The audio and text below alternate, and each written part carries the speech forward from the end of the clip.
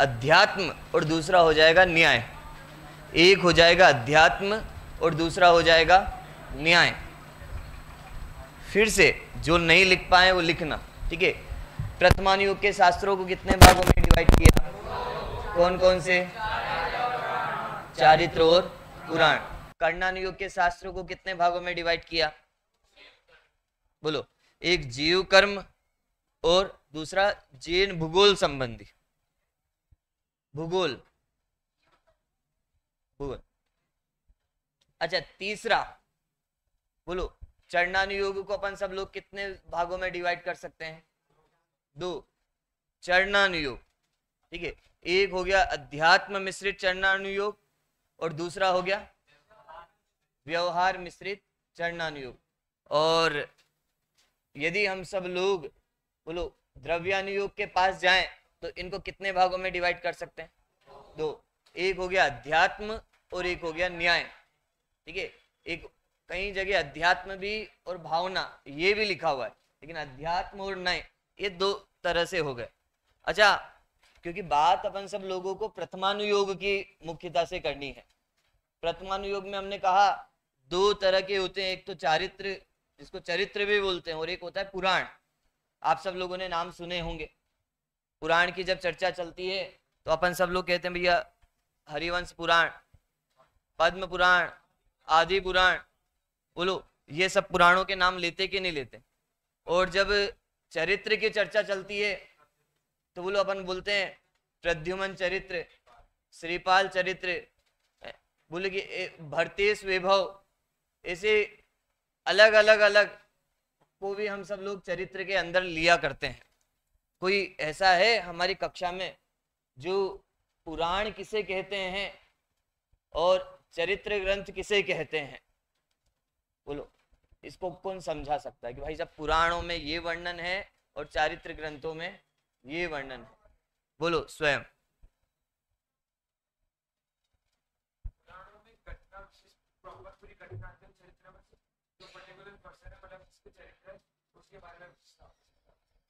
ठीक है, हाँ चिद्रू।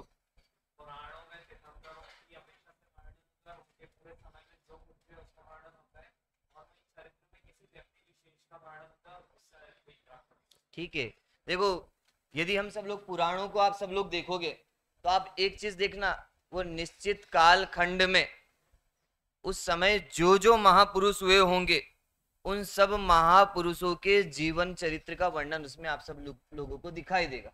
एक निश्चित काल खंड में उस समय जो जो महापुरुष हुए हैं उन सब का वर्णन आपको किस में दिखाई देगा? पुराण ग्रंथों में दिखाई देगा। आप सब लोगों को चरित्र ग्रंथ में यदि आप सब लोग देखोगे तो किसी पर्सनल व्यक्ति का या किसी व्यक्ति विशेष के को हाईलाइट कर कर उसकी बात चरित्र ग्रंथों में की गई है, ठीक है। 2 ग्रंथ हो गए प्रथमानुयोग के, एक हो गया पुराण और एक हो गया चरित्र। बोले कि पुराण जो है उसमें किसका वर्णन होगा? एक काल खंड को लेके उसमें जितने भी महापुरुष होंगे उनका वर्णन होगा। और चारित्र ग्रंथों में किसका वर्णन होगा? किसी एक व्यक्ति विशेष को पर्सनल हाईलाइट करके उसका ग्रंथ हम सब लोगों को चारित्र ग्रंथों में मिल जाएगा। देखो फिर से बोलता हूं, ठीक है। नहीं भी लिखोगे तो आप आराम से पहले समझो भैया कि यदि हम सब लोग चारित्र ग्रंथ को देखेंगे तो चारित्र ग्रंथों में किसी एक व्यक्ति को हाईलाइट कर कर उसके जीवन का वर्णन करना वो हो जाएगा चारित्र संबंधी ग्रंथ। और पुराण संबंधी ग्रंथ कौन से होंगे कि एक कालखंड को लेकर उस समय जितने भी महापुरुष हुए उनका वर्णन जिसमें होगा वो सब कौन से ग्रंथ होंगे? पुराण। आप देखो, आपने सुना होगा महापुराण, तो बोले एक हो गया महापुराण और एक हो गया उत्तर पुराण। आदि पुराण में भी हम सब लोग भेद करते हैं ना, बोले एक उत्तर पुराण और एक महापुराण। तो बोले उसमें भी आपको पता है पहले भाग में तो आप सब लोगों को के सिर्फ आदिनाथ भगवान का वर्णन, और बाद वाले जो उत्तर पुराण है उस उत्तर पुराण में 23 तीर्थंकरों का वर्णन। ये भी अभी हम सब लोग जब कथन पद्धति को आगे पढ़ेंगे तब हम सब लोग इसको वहां देखेंगे। प्रथमानुयोग, हाँ पूछो। ले सकते, लेकिन बोलो किसी घटना विशेष के संबंधी देखोगे तो वो किस में जाएंगे, बोले कि वो चारित्र संबंधी ग्रंथों में जाएंगे। और यदि उसी कालखंड में यदि वो घटना हुई होगी तो वो पुराण ग्रंथों में भी आप सब लोगों को देखने को मिल जाएगी। तो पुराण ग्रंथ में एक कालखंड को लिया गया है और चारित्र ग्रंथ में किसी एक व्यक्ति विशेष को लेके बात की गई है। हाँ ले सकते हैं। चलो थोड़ा सा यदि हम सब लोग देखें प्रथमानुयोग के शास्त्रों के बारे में हम सब लोग यदि देख रहे हैं। अच्छा एक चीज और देख लेना कि जब अपन आप सब लोग लिख ही रहे हो तो ये चीजें भी आप सब लोग देखना कि यदि हम प्रथमानुयोग को हम सब लोगों ने यदि 2 भागों में बांटा और इसकी चर्चा अपन सब लोग 8वें अधिकार से कर रहे हैं और 8वें अधिकार को आप सब लोगों को समझना है तो आप 8वां अधिकार केवल 5 पॉइंट से समझ सकते हैं। 5 पॉइंट से आप इस तरह समझ सकते हैं कि 8वें अधिकार में किसका वर्णन है, हम सब लोगों को क्या बताया। तो प्रासुक सबसे पहले तो हम सब लोगों को शास्त्रों का प्रयोजन बताया, प्रथमानुयोग का प्रयोजन, अनुयोग का प्रयोजन, ये हम सब लोग देख ही रहे हैं। पहले सबसे पहले था अनुयोगों का प्रयोजन, उसमें एक एक का प्रयोजन हम सब लोगों को बताया। प्रथमानुयोग का प्रयोजन कल अपन सब लोगों ने देखा, ठीक है, कुछ बाकी है अभी। और यदि दूसरे पॉइंट पे आप सब लोग जाओगे 8वें अधिकार में तो व्याख्यान का विधान, प्रथमानुयोग का व्याख्यान का विधान क्या है, किस तरह प्रथमानुयोग के जो शास्त्र है उसमें किस तरह की व्याख्या की गई है, कैसी व्याख्या की गई है, ये सब प्रथमानुयोग के व्याख्यान विधान में जाएगा। ये कौन सा पॉइंट हो गया, दूसरा। तीसरे नंबर पे यदि आप 8वें अधिकार में जाओगे तो आप सब लोगों को ये देखने को मिलेगा कि अनुयोग में दोष कल्पना का निराकरण। तीसरे नंबर का कौन सा होगा, अनुयोग में दोष कल्पना का निराकरण। बोले कौन से अनुयोग में कौन कौन से दोष दिखाई देते हैं और फिर उनका निराकरण टोडरमल जी ने वहां पे किया। और चौथे नंबर पे यदि आप सब लोग जाओगे तो आप सब लोगों को दिखाई देगा कि चारों अनुयोगों में परस्पर किस तरह आपस में विरोध दिखाई देता है, तो परस्पर विरोध का निराकरण किया। कौन से नंबर पे, चौथे नंबर पे चारों अनुयोग में आपस में जो विरोध दिखाई देता है उसका निराकरण किया। प्रथमानुयोग में ऐसा कहा तो चरणानुयोग ने ये बात थोड़ी अलग अपेक्षा से कही। तो आपस में विरोध दिखाई देता है तो उसका निराकरण हम सब लोगों को चौथे पॉइंट्स में दिया। 5वें पॉइंट्स में यदि आप सब लोग जाओगे तो हम सब लोगों को ये देखने को मिलेगा कि भैया इन अनुयोगों का पढ़ने का क्रम क्या है, कि इस अनुयोगों को पढ़ने की किस क्रम से हम सब लोग पढ़ें, वो भी आपको अंत में ये सारी चीजें देखने को मिलेगी। फिर से बोलता हूं, यदि आप सब लोगों को 8वां अधिकार देखना है, अनुयोगों के कथन करने की पद्धति को आपको समझना है, उपदेश का स्वरूप आप सब लोगों को समझना है सतीश, तो आप सब लोगों को ये 4 से 5 पॉइंट्स आप सब लोगों के ख्याल में आने चाहिए जो टोडरमल जी ने इस शैली में हम सब लोगों को समझाया। सबसे पहले उन्होंने हमें चारों अनुयोगों का प्रयोजन बताया। सबसे पहले क्या बताया, चारों अनुयोगों का प्रयोजन बताया। दूसरे नंबर पे हम सब लोगों को उन्होंने इन चारों अनुयोगों के व्याख्यान का विधान बताया। स्वयं क्या बताया, चारों अनुयोगों के व्याख्यान का विधान बताया। तीसरे नंबर पे यदि आप सब लोग जाओगे तो बोले उन्होंने हम सब लोगों को इन अनुयोगों में जो दोष हैं उनका निराकरण हम सब लोगों को बताया कि अनुयोगों में जो दोष हैं उन अनुयोगों के दोषों का निराकरण करके हम सब लोगों को यहाँ पर बताया। देखो अनुयोगों में दोष नहीं होते, लेकिन कोई कहते भैया इसमें तो ऐसी बात आई, इसमें तो ऐसी बात आई, तो जो जो बातें उसमें हैं उसका निराकरण हम सब लोगों को उसमें किया। और चौथे नंबर पे यदि आप सब लोग जाओगे तो चारों अनुयोगों का परस्पर जो हम सब लोगों को विरोध है उसका निराकरण उसमें किया। और 5वें नंबर पे आप जाओगे तो हम सब लोगों को ये दिखाया भैया इसका पढ़ने का क्रम क्या है, हमको ये शास्त्र किस क्रम से पढ़ने चाहिए, ठीक है, मैंने अभी आप सब लोगों को ये बता दिया भैया, ये परीक्षा में पूछ सकता हूँ भैया। 8वें अधिकार में हम सब लोगों को उपदेश का स्वरूप पंडित टोडरमल जी ने किस रूप में हम सब लोगों को प्रस्तुत किया, तो ये 4 और 5 पॉइंट्स हम सब लोग समझेंगे, तो ये हम सब लोगों को ख्याल में रहेंगे। हाँ,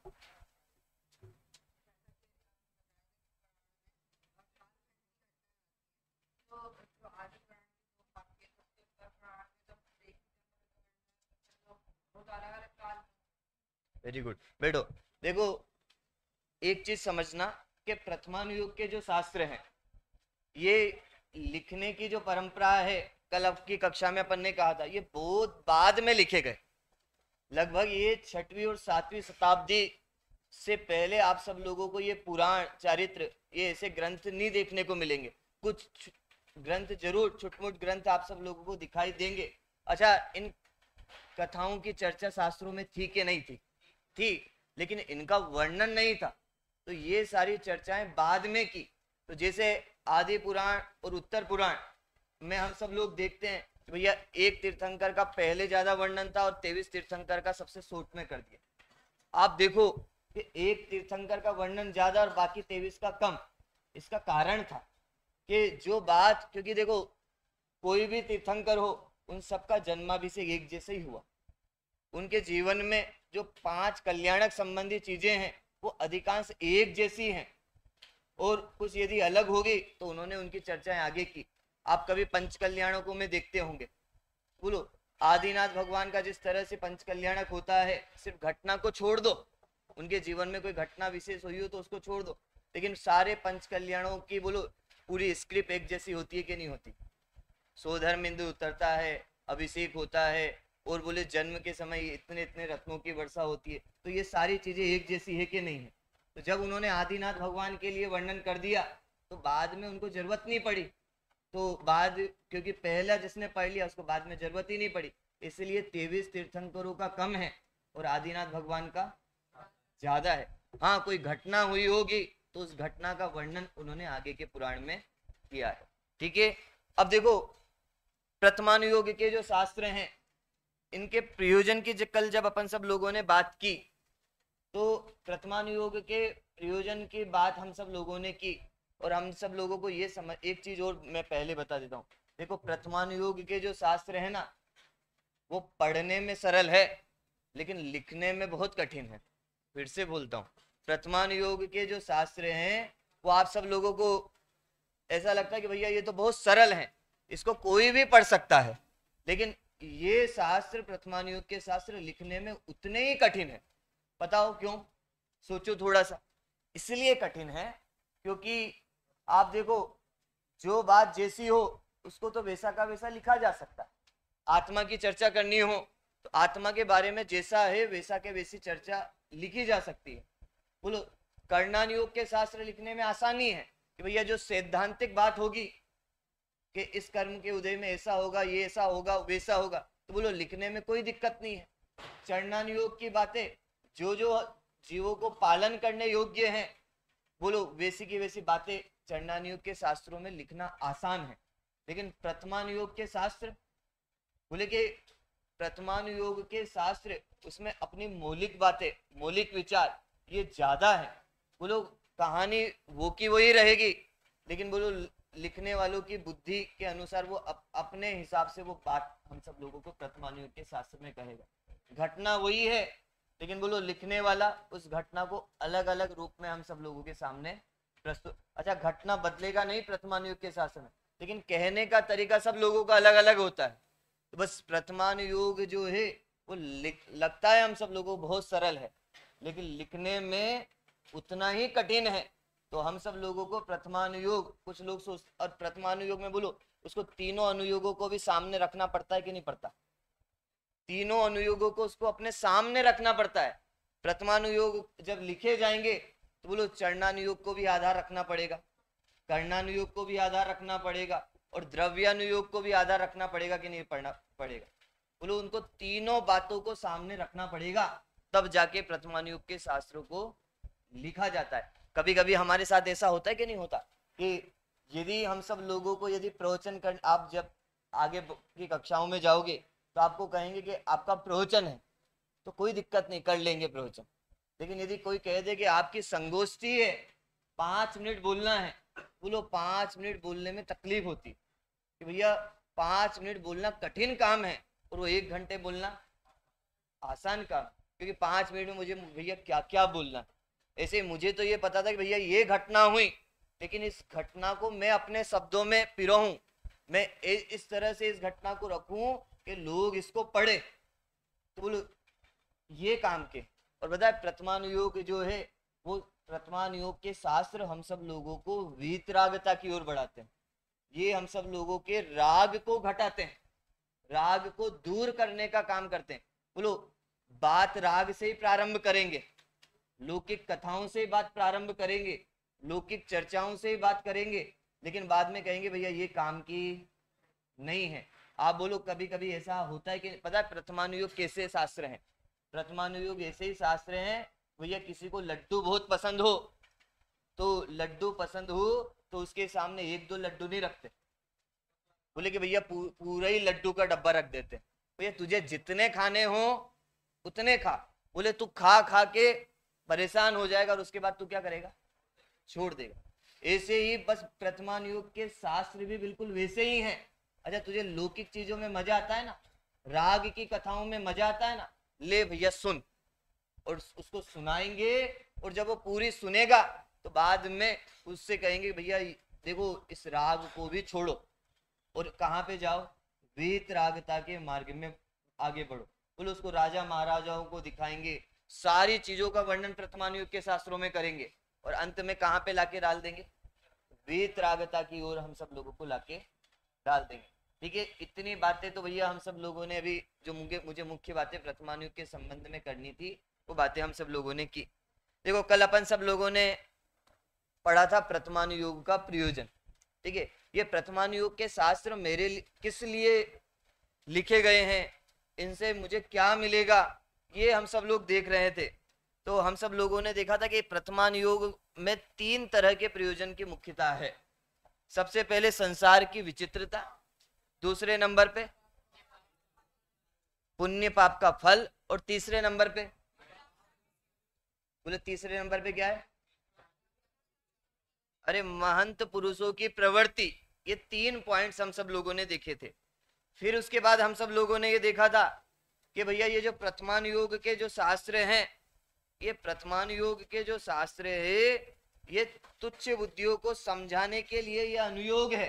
तो जैसे ये बात आई कि प्रथमानुयोग के जो शास्त्र है वह तुच्छ बुद्धियों को समझाने के लिए है, तो सब लोगों को ऐसा लगा था भाई साहब ये तो हमारे लिए है ही नहीं। लेकिन तुच्छ बुद्धि मतलब भैया बोले बोले ऐसा नहीं कि भैया इसमें बुद्धि नहीं हो, इसको बोले कम, जिसको कम समझ हो, सीधी सी बात है। तुच्छ बुद्धि बुद्धि मतलब कि जिसको भैया कम समझ में आता हो, तुच्छ बुद्धि मतलब जो अभी अभी धर्म मार्ग में लगा हो, ऐसे जीवों को प्रथमानुयोग का उपदेश देते हैं। और फिर ये कहा था भैया तो प्रथमानुयोग के शास्त्र उन बोले कि मिथ्या दृष्टियों को मोक्ष मार्ग में लगाने के लिए काम के। और जब हम सब लोगों ने ये देखा, फिर लोगों को लगा हमारे क्या काम के हैं, तो कहा था कि भैया ये हम सब लोगों के लिए भी काम के हैं।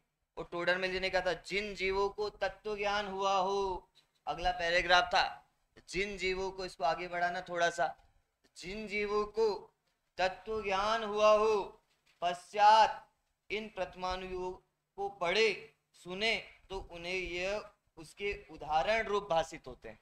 बोलो दिखाई दिया कि जिन लोगों को तत्व ज्ञान हो गया हो और तत्व ज्ञान हो जाने के बाद वो प्रथमानुयोग के शास्त्रों को क्या करे? पढ़े और सुने। बोलो ये सारी चीजें उसको अपने उदाहरण रूप भाषित होती है कि नहीं होती है? होती है। और हम सब लोगों ने कल इसकी चर्चा भी की थी कि भैया ये प्रथमानुयोग के शास्त्र मुझे ये बताते हैं कि भैया ये घटना मेरे साथ ही नहीं हुई, ये प्रतिकूलता मेरे साथ ही नहीं हुई, ये तो पहले जितने महापुरुष हुए हैं, शास्त्रों में इतने महापुरुषों का वर्णन है, उन सबके साथ भी ऐसी प्रतिकूलताओं की घटनाएं हुई, उनके साथ भी ऐसी चीजें देखने को मिली। तो बोलो ये मुझे काम की है कि नहीं है, तत्वाभ्यासी जीव के लिए भी काम की है कि नहीं है। भैया ये मुझे उदाहरण रूप प्रस्तुत वर्तमान युग के शास्त्र मुझे करते हुए दिखाई देते हैं। अच्छा, दूसरे नंबर पे हम सब लोगों ने चर्चा की थी भैया ये मुझे 3 तरह के भाव थे, शुभ भाव, अशुभ भाव और शुद्ध भाव। बोलो ये वर्तमान युग के शास्त्र मुझे इन तीनों भावों को भी दर्शाते हुए दिखाई देते हैं कि शुभ भाव में लगे हुआ जीव कैसा होता है, अशुभ भाव में लगे हुए जीव कैसा होता है, और बोले कि शुद्ध भाव में लगा हुआ जीव की प्रवृत्ति कैसी होती है। बोले ये भी हम सब लोगों को बताते हैं। कल अपन सब लोगों ने अंत में वो कहानी देखी थी। ऐसे ही आप सब लोगों को वर्तमान युग में ऐसी खूब सारी कहानियां देखने को मिलेगी। बोलो आप 5 पांडव को देख सकते हो कि नहीं देख सकते हो? 5 पांडव को भी आप सब लोग देखोगे। बोलो 5 पांडव में से 3 पांडव तो कैसे थे? बोले शुद्धोपयोग में लगे और मोक्ष मार्ग की प्राप्ति कर ली, और शुभोपयोग में जो 2 लगे बोले उन्होंने वो कहाँ चले गए?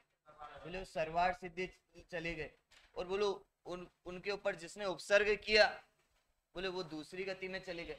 तो बोलो ऐसे वर्तमान युग में ऐसी खूब सारी घटनाएं हैं जहां पे हम सब लोगों को शुभ भाव भी देखने को मिलेगा, शुद्ध भाव भी देखने को मिलेगा, और अशुभ भाव की बात भी हम सब लोगों को देखने को मिलेगी। यहाँ तक तो बोलो वापस हम सब लोगों ने देख लिया था। अब आगे बस इतना देखना, यहाँ उदाहरण का अर्थ यह है कि जिस प्रकार जानता था उसी प्रकार वहां किसी जीव की अवस्था हुई, इसीलिए यह उसे जानने की साक्षी हुई। बोलो ये पहले जिसको जानता था, उदाहरण के रूप में पहले जिनको जानता था, और उसी प्रकार इसको बोलो साक्षी, इसको दिखाई देता है कि नहीं दिखाई देता? अरे प्रतिकूलताओं में ये चीजें देखने को होती है, अनुकूलताओं में इन चीजों की प्राप्ति होती है। बोलो ये मुझे प्रत्यक्ष वर्तमान युग के शास्त्र मुझे बता रहे हैं कि नहीं बता रहे? हाँ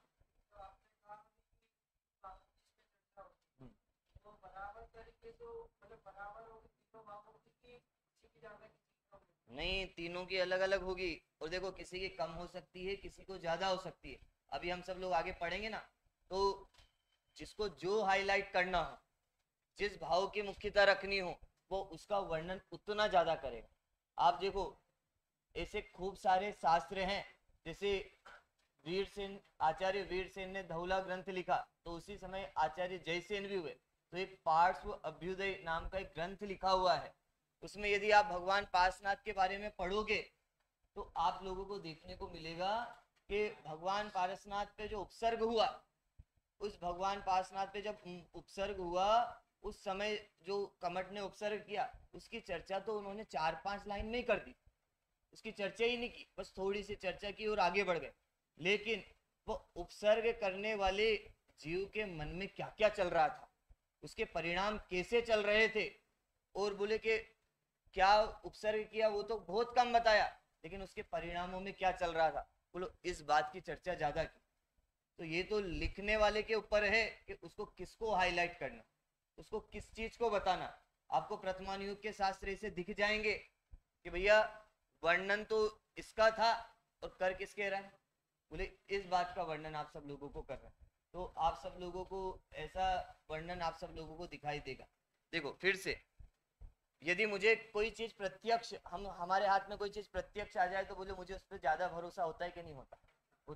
वर्तमान में मेरे साथ जो भी घटनाएं हो रही, यदि मुझे ये पता चले कि भैया ये घटनाएं कोई नई नहीं है, ये विचित्रताएं जो मेरे साथ हो रही हैं कोई ये नई नहीं है, ये पुण्य पाप का फल मुझे जो मिल रहा है कोई नया नहीं है, और बोले कि ये तो मेरे महंत पुरुषों का यदि मैं पहले जीवन देखूं तो बोलो उनके साथ ये सारी घटनाएं भी हुई है, अनुकूलता और प्रतिकूलताओं भी उनके जीवन में देखने को मिली ही मिली है।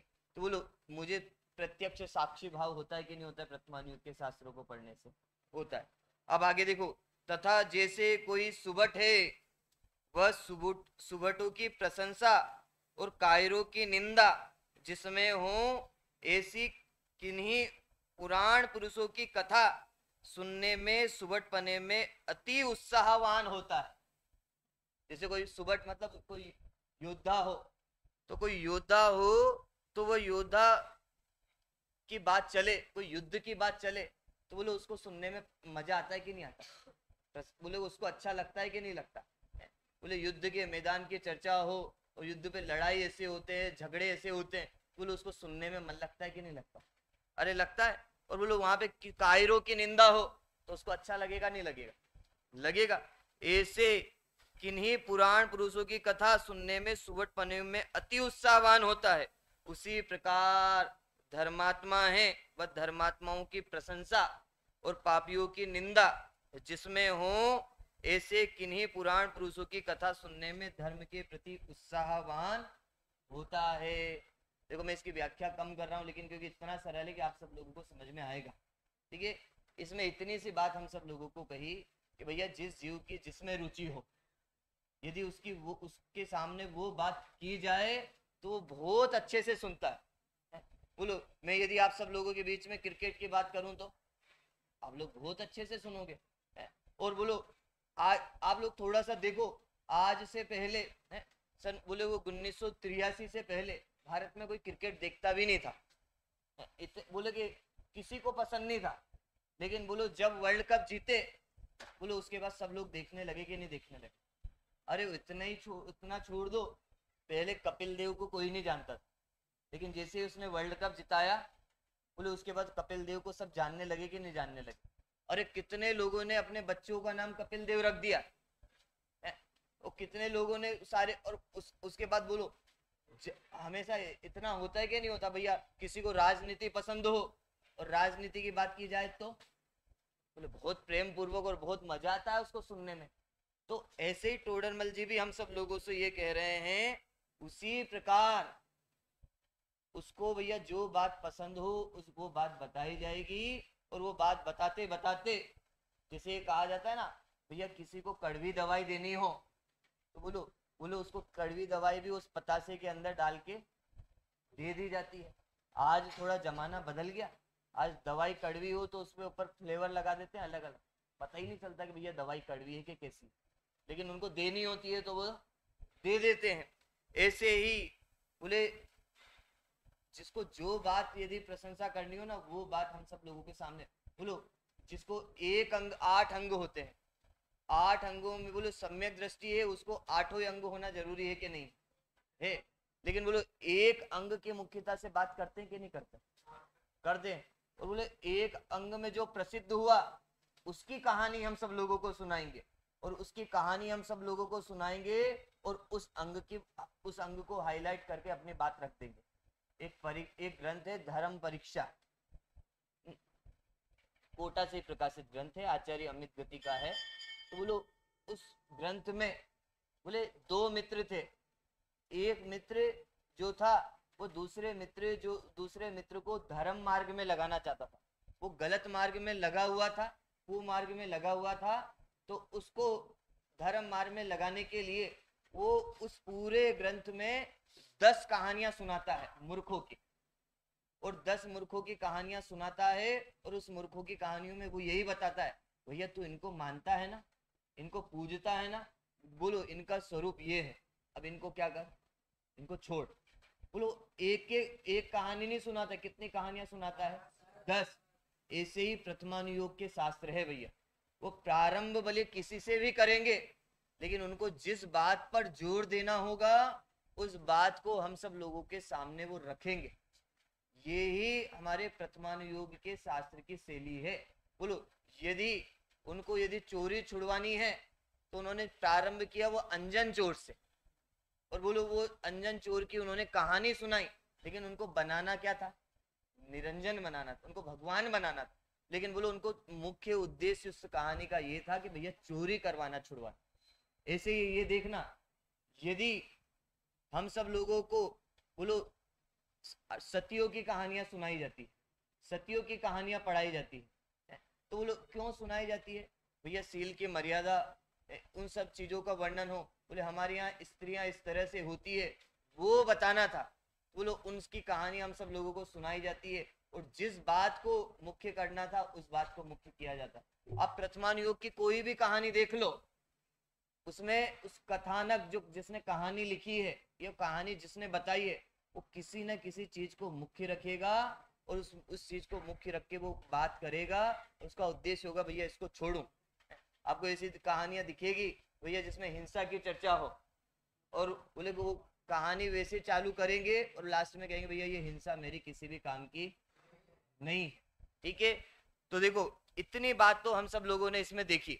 अब हम सब लोगों को आगे यदि प्रथमानुयोग की हम सब लोग विधान के बाद यदि आगे बढ़ेंगे, तो आज हम सब लोग यदि देखें तो हम सब लोगों को आगे जैसे ही आप बढ़ोगे तो अनुयोग के व्याख्यान पद्धति भी हम सब लोगों को देखनी चाहिए। और अनुयोग के व्याख्यान पद्धति को आप सब लोग देखोगे तो सबसे पहले यदि हम सब लोग जाएंगे तो प्रथमानुयोग के व्याख्यान विधान पे जाएंगे। और देखना प्रथमानुयोग के व्याख्यान विधान में आप सब लोगों को जो इतने सारे प्रश्न खड़े हो रहे हैं ना मन में, तोड़रमल जी उन सबका समाधान स्वयं करेंगे। वो इसमें हम सब लोगों को बताएंगे। आप लोगों को लग रहा है प्रथमानुयोग में ऐसी बातें आई तो कैसे आई, इस बात को किस तरह से चर्चा की। अब इसमें भी आप सब लोग देखना कि इसमें भी यदि हम सब लोग देखेंगे तो इसमें भी कुछ चीजें हम सब लोगों को दिखाई देगी। देखो पेज नंबर 271 पे आप सब लोग देखो, प्रथमानुयोग के व्याख्यान का विधान। फिर से प्रथमानुयोग के व्याख्यान का विधान। इसमें सबसे पहले कहा प्रथमानुयोग में तो जो मूल कथाएं हैं वे तो जैसी हैं वैसी ही निरूपित करते हैं तथा उनमें प्रसंगोपात व्याख्यान होता है। वह कोई तो जो का त्यों होता है, कोई ग्रंथकर्ता के विचारानुसार होता है, परंतु प्रयोजन अन्यथा नहीं होता। ठीक है, पहली बात क्या थी प्रबल? पहली बात ये थी कि भैया जो प्रथमानुयोग की मूल कथाएं हैं वे तो बोलो जैसी है वैसी की वैसी रहेगी। बोलो अपने जो 63 साल का महापुरुष है, जो महापुरुष हुए, उनकी कथाएं बदली नहीं जा सकती, ना बदलते हैं। वो तो जैसे हैं वैसे की वैसी रहेगी कि नहीं रहेगी? वैसी की वैसी रहेगी। लेकिन बोलो कथन शैली बदल सकती है कि नहीं बदल सकती? अरे बदल सकती है, उसमें कौन सी बड़ी चीज है? देखो मैं स्वयं, ठीक है, यही थोड़ा सा भैया ध्यान लगाना। ठीक है, मैं बोलो तुमसे यदि कोई बात कहूँ कि भैया आज कक्षा में क्या पढ़ाया, और तुम भैया तुम बताओ, बोलो तुम अपने भाषा शैली में तुम बताओगे कि नहीं बताओगे? और बोलो मैं तुम्हारी पड़ोसी से बोलूं जो तुम्हारा हाथ खींचे, बोले कि उससे यदि मैं पूछूं कि भैया तुम बताओ, बोलो ये भी वही बात बताएगा कि नहीं बताएगा? लेकिन हो सकता है कि भैया इसका प्रस्तुतिकरण करने का तरीका अलग हो, लेकिन बोलो वही बात बताएगा कि नहीं बताएगा जो कक्षा में आए? किसी की शैली अलग होती है, किसी के प्रस्तुत करने का तरीका अलग होता है। ऐसे ही हम सब लोगों को मूल कथाएं तो जैसी है वैसी ही रहेगी, लेकिन प्रसंगोपात बोले कि जिस समय जैसा व्याख्यान करना हो, जिसको जैसी भाषा में समझ में आता हो, जिस शैली में समझ में आता हो, उसको ग्रंथकर्ता उस बुद्धि अपनी बुद्धि के अनुसार उस रूप में प्रस्तुत करता है। आप देखो पहले समय में कुछ व्यक्ति प्रथमानुयोग की कहानी सुनाने हो तो ऐसे ही सुना देते हैं, और बोलो किसी को सुनाने में बहुत रस आता हो, वो रस ले लेके सुनाता है कि नहीं सुनाता? बहुत रस लेके सुनाता है। आप देखोगे ऐसे ही उदाहरण के रूप में देखो आगे कहा, जैसे तीर्थंकर देवों के कल्याणकों में इंद्र आए, यह कथा तो सत्य है, तथा इंद्र ने स्तुति की, उसका व्याख्यान किया, सो इंद्र ने तो अन्य प्रकार से स्तुति की थी। बोलो ये बात सही है कि नहीं है कि भगवान के पंच कल्याणक में जो भगवान का जन्म हुआ, भगवान का तप कल्याणक हुआ, ज्ञान कल्याणक हुआ, तो बोलो सोधर्म इंद्र वहां पे आया, और सोधर्म इंद्र आया तो उसने भगवान की स्तुति भी की, भगवान का गुणगान भी किया, और उसने स्तुति की, गुणगान किया। अच्छा सोधर्म इंद्र एक बार नहीं आया, बोले एक भगवान के कल्याण, जैसा हमने कहा ना पहले उत्तर, बोले पहले आदि पुराण में आदिनाथ भगवान का वर्णन, लेकिन मुझे बताओ बाकी 23 तीर्थंकरों के कल्याणकों में भी वो इंद्र आया होगा कि नहीं आया होगा? हाँ या ना सतीश? अच्छा लेकिन पहले पुराण में बता दिया भैया जो इंद्र आया होगा उसने इस तरह से भगवान की क्या की होगी? भक्ति की गई होगी। अरे हो सकता है कि भैया उसने भगवान के सामने कुछ और बोला हो, ठीक है, लेकिन एक बात पक्की है कि उसने भक्ति की है। अब शब्द बदल सकते हैं, बोलो हम सब लोग भगवान के सामने भक्ति करें तो ये कोई भक्ति ये भी कर सकता है भैया तिहारे ध्यान की मूर्त अजब छवि को दिखाती है, और बोलो कोई दूसरा ये भी भक्ति कर सकता है, निरखी अंग, निरखो अंग अंग, बोलो भक्ति कर रहे हैं लेकिन अलग अलग भक्ति हो सकती कि नहीं हो सकती। ऐसे ही आप पंच कल्याणकों में देखोगे, बोलो अभी तो इतने सारे पंच कल्याणक आप सब लोगों को देखने को मिलेंगे। इस नगर में पंच कल्याणक हुआ तो यहाँ की स्क्रिप्ट अलग है, उस नगर का पंच कल्याणक हुआ तो वहां की स्क्रिप्ट अलग है, और कहीं और पंच कल्याणक देखोगे तो वहां की स्क्रिप्ट अलग है। अच्छा लेकिन पंच कल्याणकों में जो चीज होती है अर्थ, वो की वही चीज होती है कि नहीं होगी। हो सकता है कि भैया वहां पे सोधर्म इंद्र ने स्तुति कुछ और की हो और यहाँ पे उसके शब्द बदल गए। यहाँ पे वो राज्य सभा, वो इंद्र सभा होती है, वो लोग उसमें उसके यहाँ पे वो जो राजाओं के, इंद्रों के जो डायलॉग थे बोलो वो अलग थे, और अगली सभा में वो कुछ अलग हो जाएंगे। बोलो कुछ अलग अलग सभाएं लिखी जाती है कि नहीं लिखी जाती, लेकिन बोलो सारी सभाओं का उद्देश्य भगवान का गुणगान करना होता है कि नहीं होता। पंच कल्याण को होता है, बस यहाँ भी बिल्कुल वैसा का वैसा ही किया भैया, इसके अलावा और कुछ भी नहीं किया। कि तीर्थंकर देवों के कल्याणकों में इंद्र आए, यह कथा तो सत्य है। बोलो ये बात सत्य है कि नहीं है? सत्य है। तथा इंद्र ने स्तुति की, उसका व्याख्यान किया। सो इंद्र तो अन्य प्रकार से ही स्तुति की थी। बोलो उसने तो किसी और प्रकार से स्तुति की होगी।